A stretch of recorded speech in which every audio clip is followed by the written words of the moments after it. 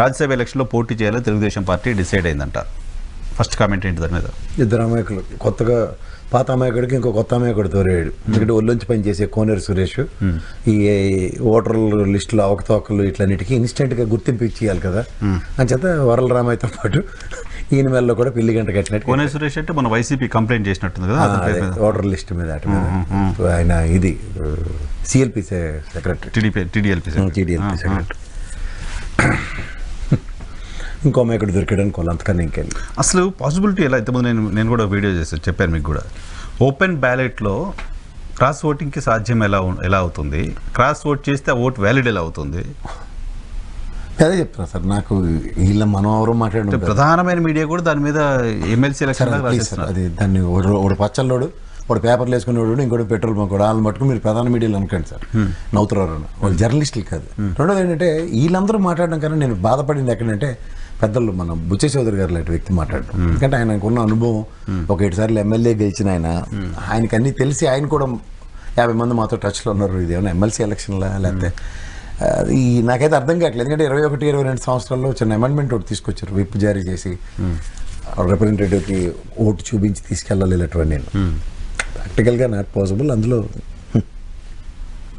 ఇది నైతికమైన చర్యగా చూడాల్సిన అవసరం ఉంటుందా? ఎవరండి ఇది నైతికం గురించి తెలుగుదేశం వాళ్ళు మాట్లాడకుండా ఉంటే కాస్త గమ్మునుంటే బెటర్ సార్. నైతికత లేని దగ్గర ప్రతిసారి వాళ్ళకి టెంగ్ టింగ్ టెంగ్ టింగ్ అని పడుతున్నా సరే ఇంకా నైతికత మీద గురించి ప్రస్తావనలు తీసుకొస్తూ యాజ్ ఎఫ్ అన్నట్టుగా దయించి మాట్లాడొద్దని చెప్పండి.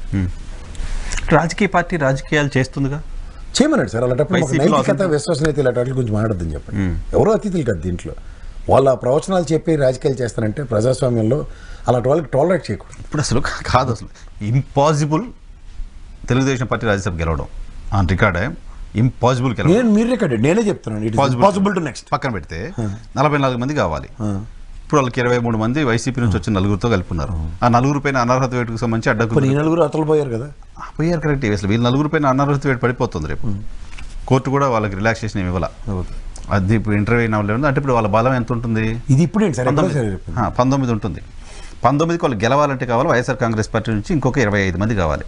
25 మందిని తెచ్చారు, వచ్చిన నలుగురు కాకుండా అనుకుందాం ఫర్ సేక్ ఆఫ్ డిస్కషన్. ఈ 25 మందికి ఏమి ఇస్తారు? టికెట్లు ఇస్తారా? టికెట్ కూడా అడుగుతారుగా. ఇప్పుడు అక్కడ టికెట్లు రాకనే కదా వాళ్ళు అసంతృప్తి ఉంది.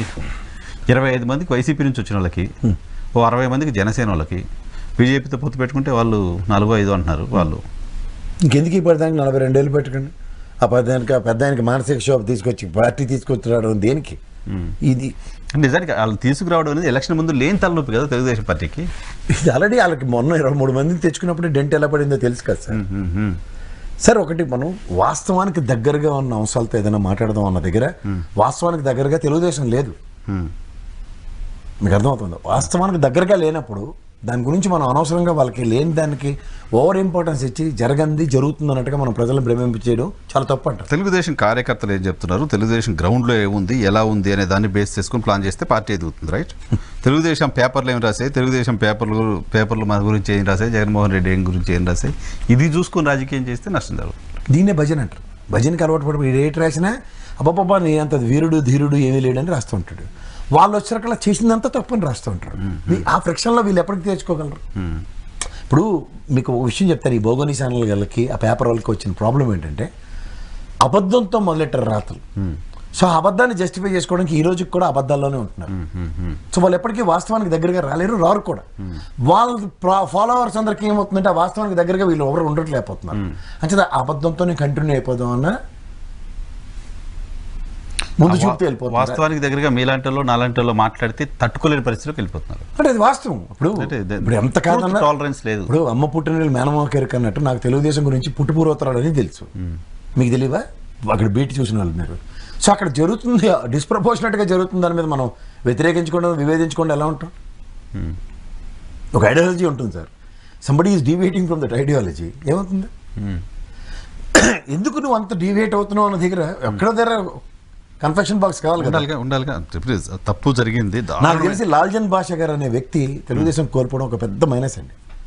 ఎందుకు భాష గారు చెప్పేవాళ్ళ? అరే ప్రతిదీ ఉన్నట్టు చెవులో గుణం తీసి మరి చంద్రబాబు నాయుడు చెప్పారు. తర్వాత వెండం వినపోవడం ఆయన కర్మ. ఈయన డెలివరీ చేసేవాళ్ళు. ఈయన ఖచ్చితంగా ఈ తప్పు బాబు అని చెప్పేసేవాడు, మొహమాటం లేకుండా. అలాంటి వ్యక్తి లేకపోవడం మాత్రం నిజంగా it's beautiful options for beautiful options makes presence for opposition parties. ఎందుకంటే వీళ్ళు విచక్షణ కోల్పోయారు అప్పటి నుంచి. ఓ తీరు తెన్నులని, ఓ దశాలని ప్రయాణాలు, మీకు తదనంతర పరిణామాలు చూసుకోండి. దీంతో పొత్తులు, టీఆర్ఎస్తో పొత్తులు, పునరుజ్జీవాలు కల్పించడం, పునరావాస కార్యక్రమాలు కల్పించడం, చెత్తలకు ఎప్పుడైతే తెరలేపారో ఎవరో తగ్గింది సార్. 23 మందిని నమ్మి వెళ్ళిపోయి నిజంగా మినిస్టర్లు ఇచ్చారు, రచుకున్నారు. ఆదినారాయణ గారు లాంటి వ్యక్తి ఎక్కడ ఉన్నాడు బీజేపీలో? మరి ఇంత తీర్చిదిద్ది వేరే తెరకాలు దిద్ది 2 సార్లు పంపించారు సుజనా చౌదరిని, సీఎం రమేష్ని. ఏడున్నారు? వెళ్తూ ఉన్నారా బీజేపీలో? మరి నమ్మక ద్రోహానికి అలవాటు పడిపోయి ఇంకా అది గొర్రె కషాయం నమ్మినట్టు ఇంకా నమ్మితే గొర్రెకి శోభ ఉండదు తెలుసా సార్. అది చచ్చిపోవడానికి వేరేవాడి చేతిలో చచ్చిపోవడానికే పడుతుందట. అది అలా తయారైంది ఇప్పుడు పరిస్థితి. తెలుగుదేశం పార్టీని అట్లా మోసం చేస్తున్నారు. మోసపోవడానికి ఉన్నారు. ఆ బయలు ముజే మారని మనం ఏం చేస్తాం దానికి.